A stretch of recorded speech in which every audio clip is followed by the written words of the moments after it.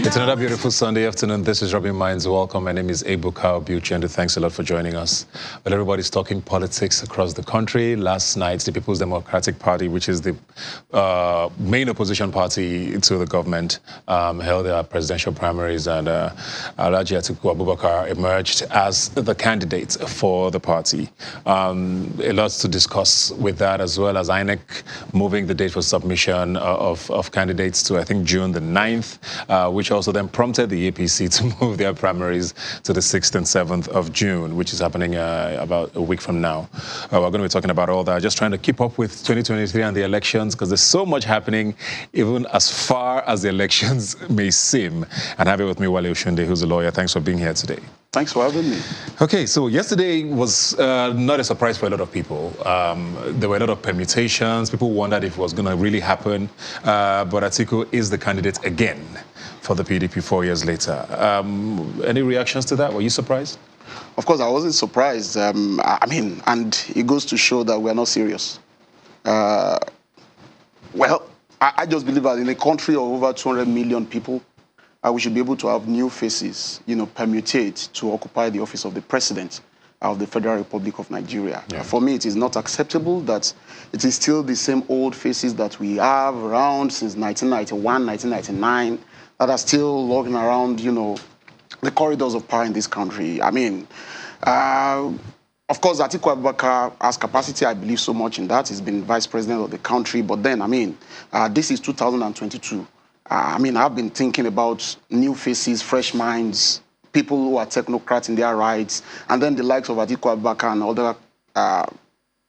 older contestants or participants would then sit somewhere and mentor these people, So I would have, of course, gone for a much younger person. Someone who is vibrant, someone who has this youthful engagement in him and all that. So I wouldn't have really expected that the opposition party exactly. Yeah, but I hear you, because the talk has been with the fact that he's been the candidate. He's been running for president for 30 years now. I think 1992 was the first time he tried to achieve this feat. But he put out a video, I think a statement, a day before the primaries, talking about this is not a time for experimenting. Nigeria is literally at disaster. We know what the situation in the country is now. I've been vice president. I worked as the head of the economic team at a time, which many people look back now and say was probably our most progressive time economically in the country. So experience, private and public sector, also with age and with politicking. Doesn't that count for anything? Well, it does count for something, and that was exactly why I said that I would have expected someone like that, with his experience, to sit somewhere on the corridors and then, engage fresh minds, engage, the youths, right? Mentor some of these people, advise them from time to time, so that they can achieve the best for this country. You see, look at everybody on the ballot yesterday. They are all these same old set of people that we know, right? And I do not think that in a country of over 200 million people, I keep saying this, I do not think that we should not be able to get vibrant people who are probably in the private sector, as a matter of fact, or, even if they've been in politics, people who have capacity, believe me, people who have been tested and trusted, we have them internationally. Look at Okonjo-Iweala, for instance. I'm so proud of that woman. Think about all that he has been able to achieve even for this country. Why not go for someone like that? Why can't we just go and talk to her? Bring her back home. She's there at the World Trade Organization. But think about what she can do for this country. She understands our economy. Our economy is in shambles right now. We need someone who can actually fix that. We need someone who can pacify Nigerians. We need someone who can give Nigerians hope. Look at Akim Adesina, for instance. That man over there at the Africa Development Bank. He used to say some people bought forms for him and whatever and all that. But how do you just buy a form for a man without first consulting him, without getting to know whether he's interested or not and all that? But we have vibrant people. We have people doing extremely well, and we cannot just talk to these people who can make things happen, and then we are saying we're serious. I do not think so. All right, let's go now to our Abuja studios. Haruna Abdullahi is there, and he's joining us from our Abuja studios. Haruna, yesterday we did see, like I said, the PDP primaries hold. Atiku Abubakar, I think, got 371 delegate votes, followed by Wike at 237, then Saraki, and I think Pius Anyim. Before this, the big debate, more than anything else, was about zoning. About how it's been 8 years of the North. It's time for things to move south. Especially at a time where everybody's restive. People are very, very tense. The PDP still went ahead to pick a northern candidate.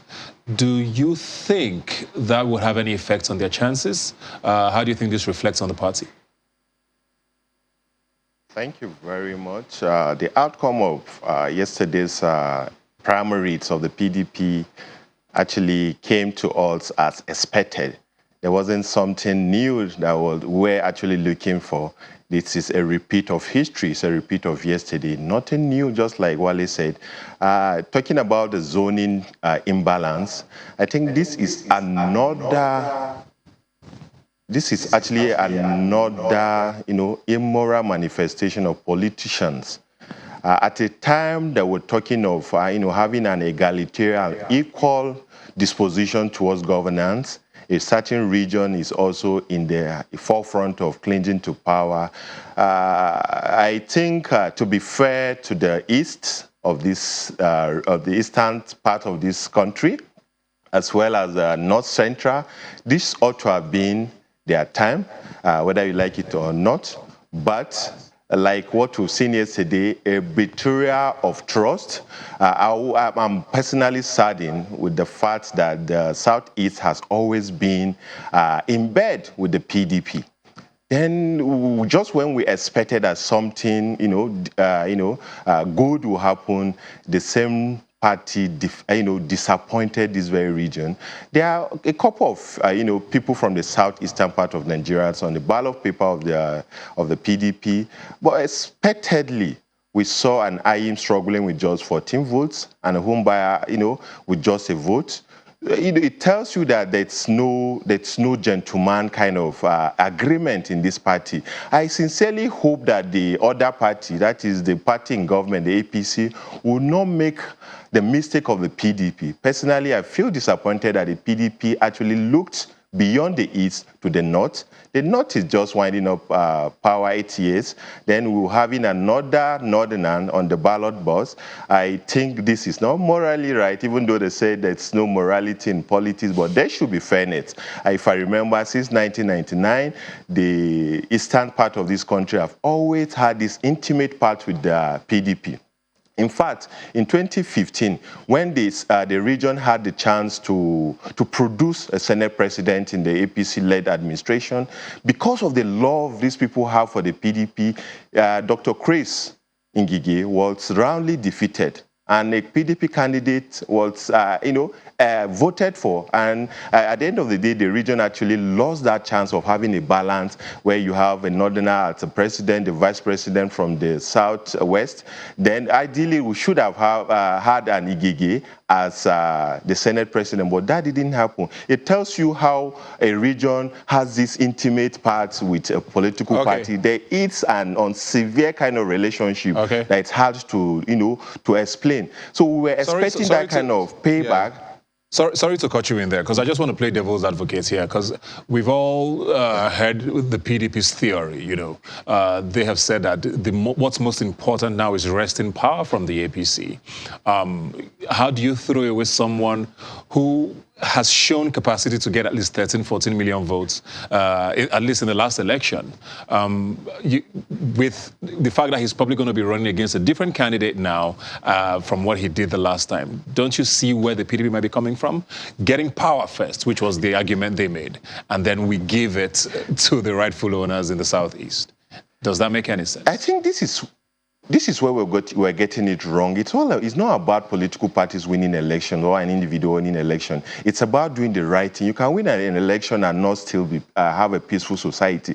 We're talking of equality. You can't say a northern candidate is the most suited for any political party or kind of. I really do not buy to that kind of thinking. The point is that we're all Nigerians. Every section of this country, every individual who has prepared himself for certain aspirations is qualified to be a leader.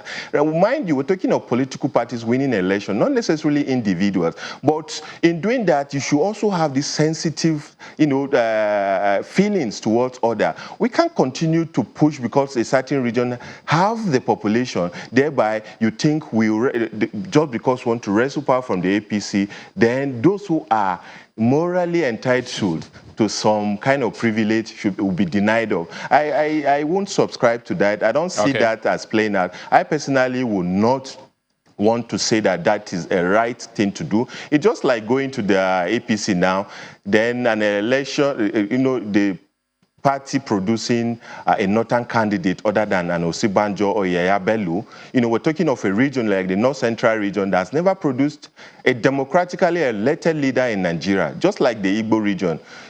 Anything out of this kind of consideration is not being fair politically. And you see how we've been lately. There's so much mistrust. Yeah. Okay. Sorry, I'll come back to you. Just want to quickly get Wale Oshinde now, because what he mentioned there was what I wanted to talk about next, APC.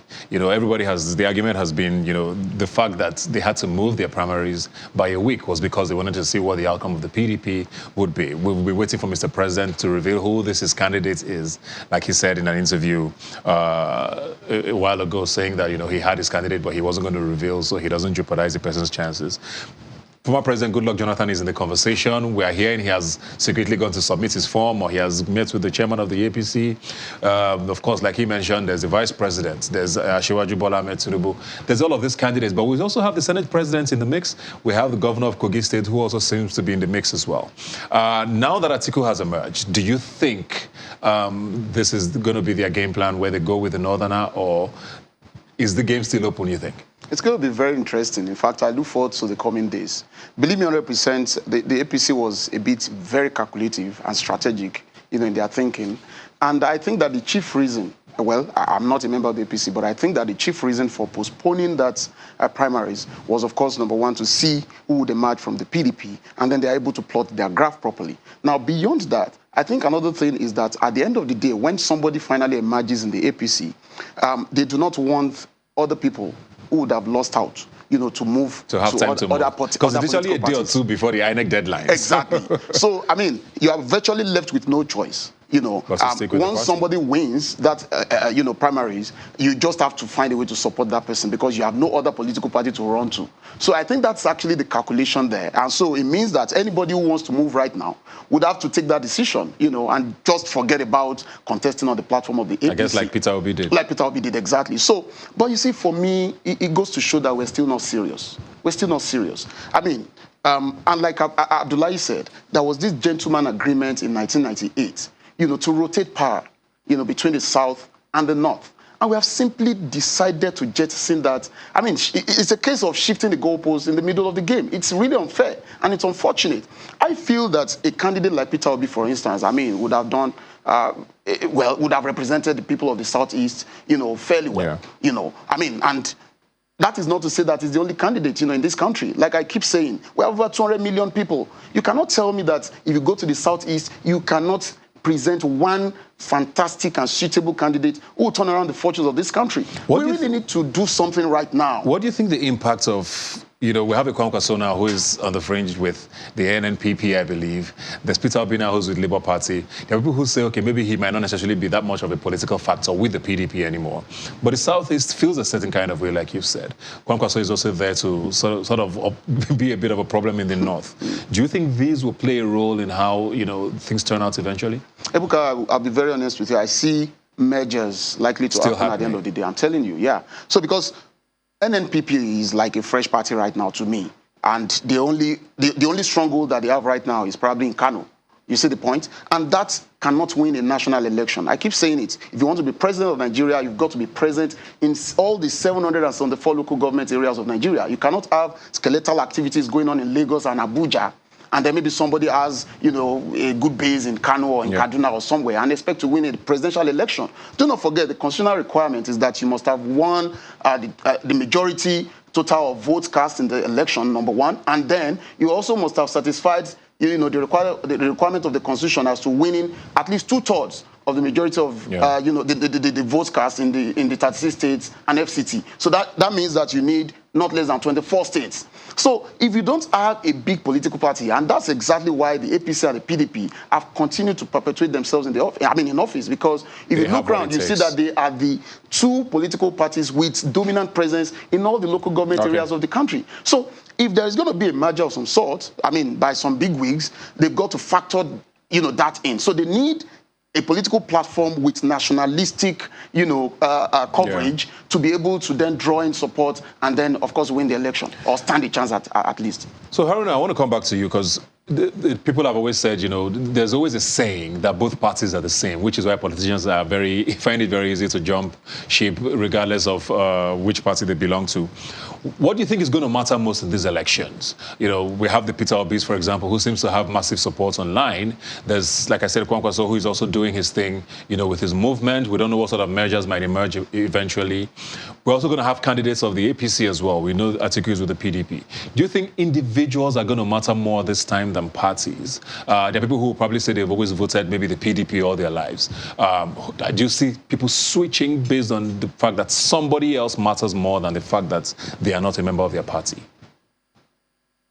Absolutely. Ideologies, it's what we lack in our political setup. So people this time around are going to look at individuals, what they actually are bringing to the table. And Osibanjo, Eyaya Bello, and Amechi will be judged based on, an Atiku will be judged based on what they'll bring onto the table. So it's actually unlike before where parties actually matters. We're going to see an upsurge or a surprise kind of in 2023 because political parties will definitely be disappointed. You're going to have more of individuals triumphing over their own platform. So we shouldn't expect a repeat of yesterday where political parties actually matter. And again, luckily for Nigerians, a Buhari with the clouds, that kind of cloud will not be on the ballot paper. So we are going to judge the candidates based on their antecedents.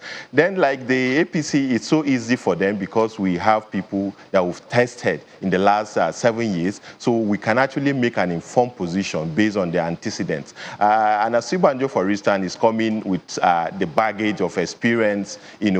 We've seen how, with the women, the market women, a cross-section of Nigerians actually, show love to him. We've seen Eyabelu very popular amongst the youthful population. We've also seen Rotimi Amechi, popular also in the far north. Then an Atiku, of course, the old brigade.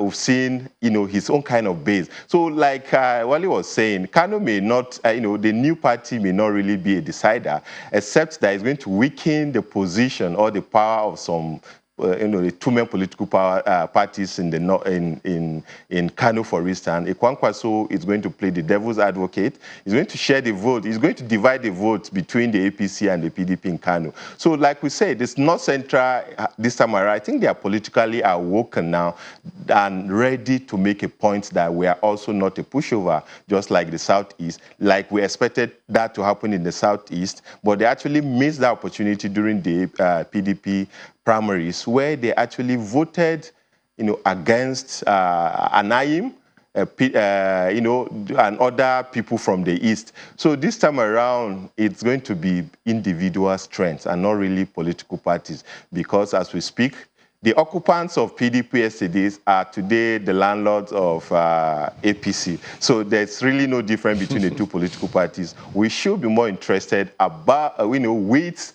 the individuals, what they have and what they're actually bringing onto the table. So 2023 is going to be an interesting year.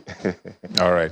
Wale, just to put you on the spot now, if you were an APC chieftain now, who's the ideal candidate now to pick to run against Atiku? And I mince words. I wouldn't even mince words about that. Osinbajo, to be honest with you. He's tested and trusted. He's been vice president. But how does that factor in, considering what PDP went for, trying to get northern votes and all of that? Does Osinbajo have that up north? I think so. People have come to realize the fact that during the short period he was acting president, he was able to make meaningful impact. And that's exactly what we're yearning for. And then you see that vibrancy in him. He's still very agile, he's active. Is that not more of the same, which is what most people think? No, I don't think so. You see that Osinbajo is not a typical politician. You see he's more of a technocrat. He's a professor of law.